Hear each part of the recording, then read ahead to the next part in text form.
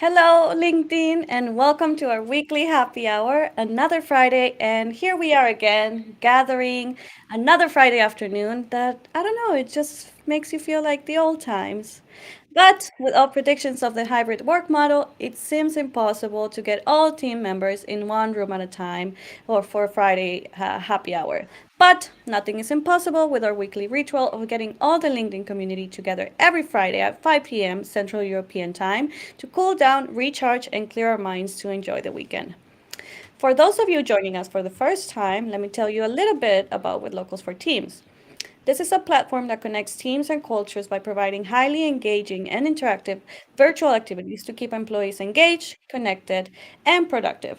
With a combination of cutting edge technology and a rich network of passionate hosts from all around the world, we provide a diversity of experiences designed for different purposes. Some are tailored for cultural discovery, to explore and learn about new cultures. Others are designed to bond over food, gathering teams around the table, of course, virtually, and other activities are tailored to boost creativity and inspiration by learning new skills. So, not only that, but we also dedicate a set of activities for relaxation, to reset, to boost the team's energy and mood.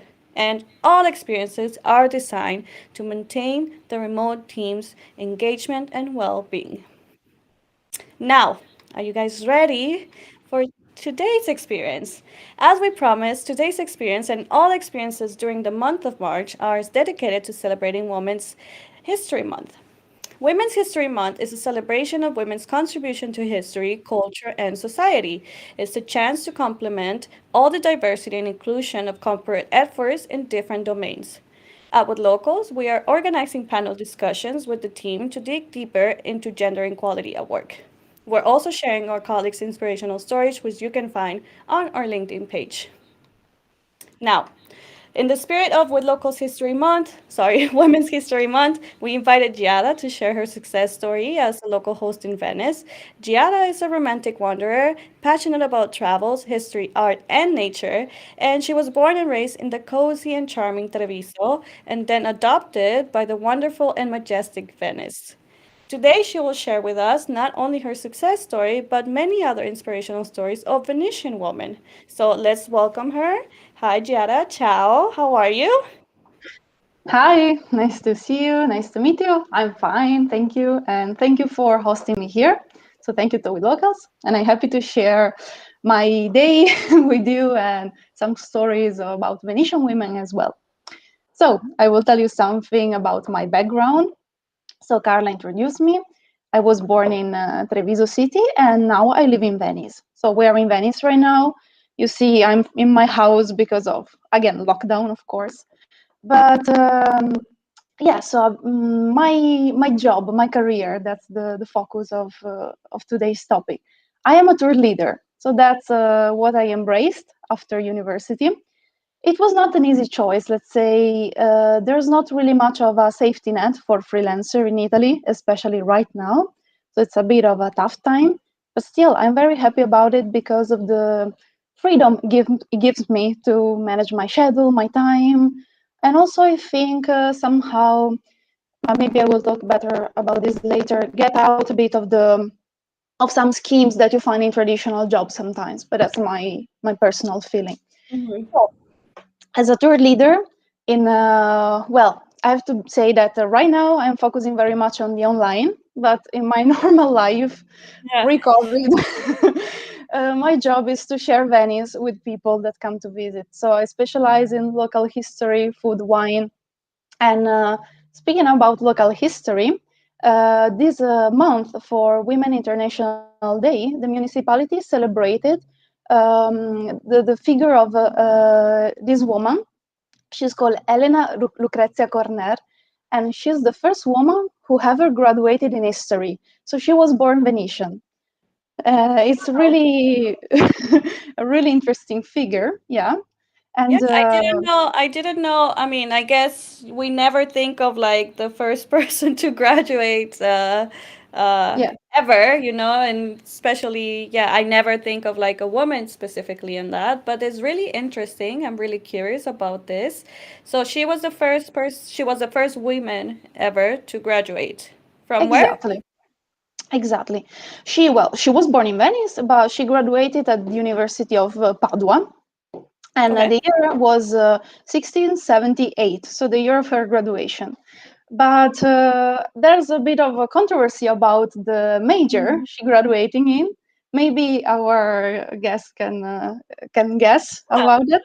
I think that's a good idea. Let's see. I mean, maybe some other people out there know. I don't know. So maybe someone else that is watching knows this answer. So how about we pull up a poll in our screen? So you guys are gonna see a question, and you just need to scan the code or the bar to share your answer. So the question is gonna be, what was the major of the first woman ever to receive an academic degree from the university, which is Elena? So we have philosophy, law, or theology, which I mean, all three of them are very, can we say, man focused or man, related topics before?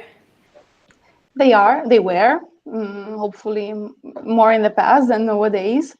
I want to tell some, while people think about it, I want to Hmm. tell some background about her, of course. So, family Corner was one of the most important families in Venetian nobility during the years of Venetian Republic, but their birth was a bit of a scandal because her father, sorry, who was very important, he was part of the nobility, had her with a woman from popular origins. So that itself was a big scandal at the time. Okay. She was recognized, by the way, so officially recognized by her father, and she got his surname, his last name, so Cornaro in Italian. And what happened? Well, growing up, of course, high class women, high class ladies got an education in the family. That was the standard. But her father saw that she was very smart, very bright. She had a particular interest for all the classical topics, we can say, and he wanted to push her to get a degree. So he was really proud of her indeed. And so Hmm. it was his father who tried to push her and make her enter at Padua University. So at the time, there was not a university in Venice. It was created later. So Okay. Padua was the place where people went to study. And at the beginning, the bishop of the city of Padua didn't want to allow her to study and to graduate. So he told that it was something ridiculous that a woman Yeah. could actually Uh, get a degree. Kind of something shameful, something like a mhm. joke. So these were the word that two men exchanged in the letters that they sent each other. But his father didn't give up, so he pushed more and more, and they got to an agreement. So Elena was allowed to major, to graduate. She majored really, quite really. I mean, a bit late. She was 32 at the time. She got her degree. Okay. Oh, And yeah, and she majored in something that she didn't choose at the beginning, but she was allowed to. I don't know if we have an answer let me see. Let from me the see if poll I so can far. get the answer. We're almost there. I know that Okay, okay, then we can wait a but the thing second. I just find fascinating, I mean, first, let me tell you. So first, she's the first ever woman, and then the father was the one that pushed, and then also she was older, which is also, I mean, this whole thing is a non-traditional story from beginning to end. It feels like. Yeah, also, I have to tell you that originally she wanted to join a monastic order, so she was about to, but in order to pursue her studies in a legal way, so at a university, she didn't in the end. She was, how can I explain this? She was somehow affiliated to this religious order, but not really took the vows. So she also Okay. renounced somehow to her spiritual beliefs partially to get the education. At the time, we can say it was something quite bold, quite Yeah. strong kind of a statement. And I And think I want to go into I think I want to go into this segue that you're bringing up with the with this religious thing because our results are in. So people mhm, are saying 60% of the audience are saying that theology was the major that the she major graduated. that she Yeah. got. Interesting. Okay. Well, actually, theology was the major she wanted to graduate in, but she was not Oh, allowed to. okay. So she was allowed for this compromise to graduate in philosophy. So in the end, she got a graduation in that. Despite that, though, she was never allowed to teach because of the fact she was a woman. So again, she was in the academic environment, but Yeah. never allowed to do this as a profession. So it was Yeah. for her culture, but still we have her name on a plaque on a street in Venice, where in the place she used to live. So they renovated this for her for this 8th of March, and they celebrated the installation of this new plaque that remembers her. And she is an example of a few of the women that we have in the past, in our Venetian background. You know, reading about them nowadays, you get the idea of women that were bold, resilient, strong, despite all the harsh Yeah. living condition they face sometimes. So, for the women being part of the nobility, they had, of course, no political power. The council, major Yeah. council ruling the city, was made of men. They could have, of course, some influence. There was the dogaressa. Dogaressa was the wife of the doge, for example. Mm. But still, in speaking about real power, we have really, really few examples of that. I want to focus more on women coming from um, lower social classes because that was made the real core Yeah. of women in Venice, or middle social class. And another figure of woman that I really like is the one of a lady called Veronica Franco. So Veronica Franco was a prostitute. She Okay. was a high-end, high-class prostitute because in Venice there were the profession was legal and regulated by the Republic. We had prostitute for the people. By the way, it's a curiosity, but I lived in what used to be the red light district of Venice, and the bridge under my house is called the Bridge of the Breasts because these ladies used to show their bare chests to men coming in the Okay. area to attract them. So it's a very particular place of the city.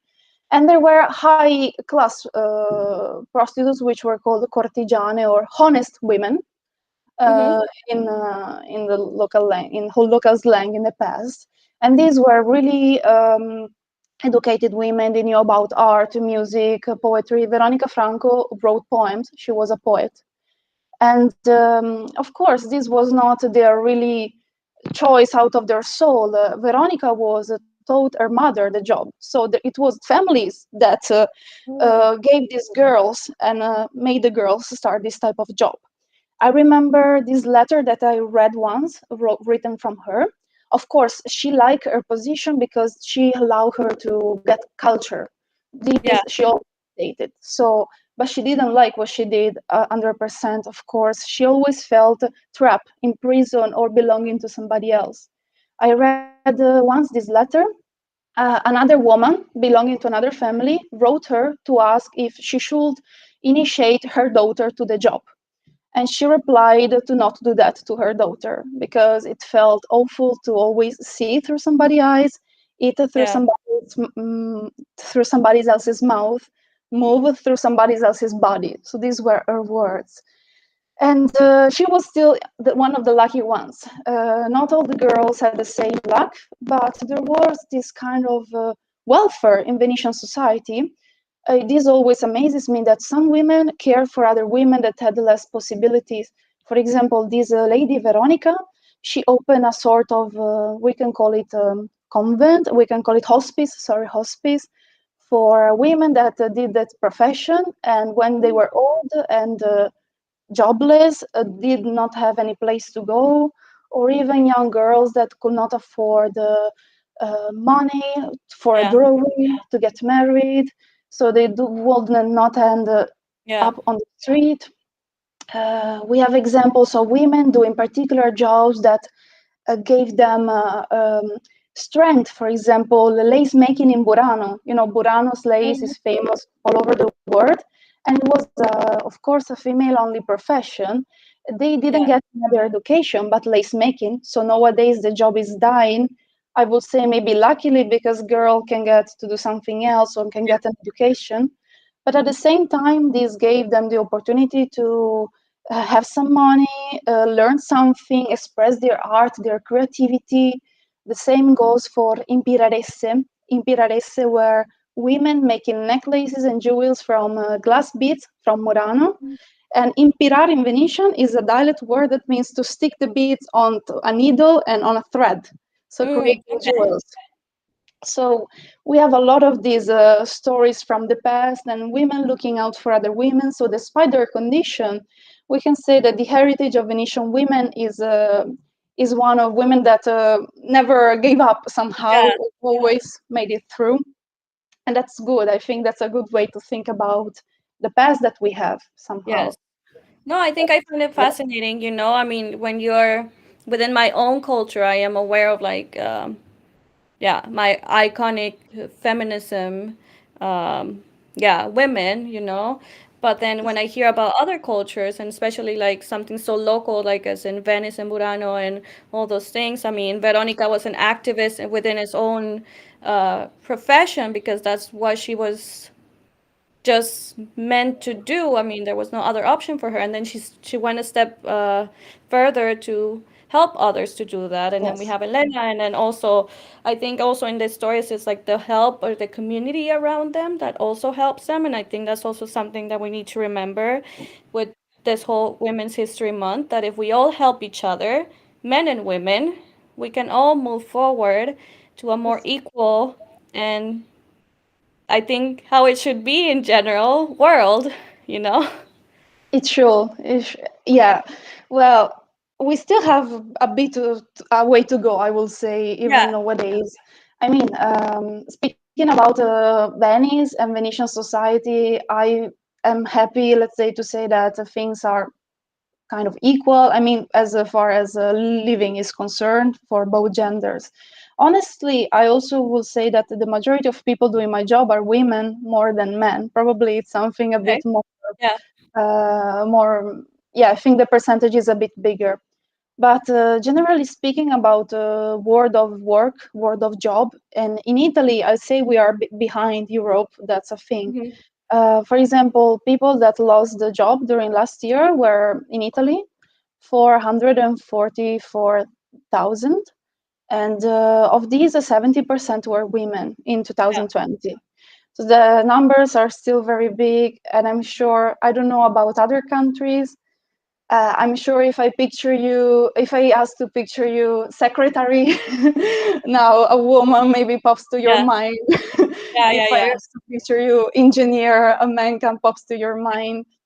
And also the job that I used to do during university to support my studies were somehow very gender related, or I never found very much expression in those. Maybe just my personal experience, but I found very easily jobs such as hostess, yeah, that kind of jobs, and not there's nothing bad in that, but I felt that somehow they were really gender related or appearance related or that kind of mhm, things, not really found a way of expression in something. So that's why I decided somehow to build things on my own or to work as a freelancer.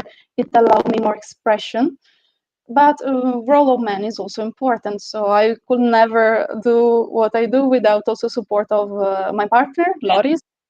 So I mean, I think we should work together. That's not like a Yeah, exactly. No, a exactly. And it's divorce. like, I mean, what you do is valuable. What your partner does is valuable. So I think if again, if we all work together, like we all accomplish the same goal. So, in general, Jada, I just want to thank you so much for Of course. sharing both your story and all the other Venetian woman stories. I think is really fascinating. I think everybody in the world should hear more about other cultures and other figures that yeah we don't really know about. So today I learned that the first ever woman that graduated was Venetian, and I Yes. really like her story. So I really appreciate it. Thank you so much for sharing. Is there something Thank else that you. you want to say before we go? Sorry. Is there something Is else you want to say before we go? oh, I don't know. Is there any question or? or similar? We No? just have Okay. a couple of people saying hi and happy Friday. Hi. So I think Okay. we can just invite people to, yeah, join us next happy hour. What do you think? Yes, yes. Well, I want to thank very much with Locals for the opportunity, of course. So it's always a pleasure to work with you in general. And yeah, no, I agree with you 100% that um, I mean, knowing about these other culture through also his past important characters, his past important figure, it's very interesting, and especially for what concerns this particular topic. So yeah. Definitely. Well, thank you so much. Thank you so much, Yara, and happy Women's History Month to you. And I want to say happy History Month to all of our female colleagues and audience. So now for the viewers at home, if you're interested in any or more of these experiences, please visit teams.withlocals.com to learn more about our interactive experiences that are tailored to keep employees connected and engaged. So for now, have a nice weekend, everyone, and see you next week on Friday in another happy hour. Have a nice weekend. Bye.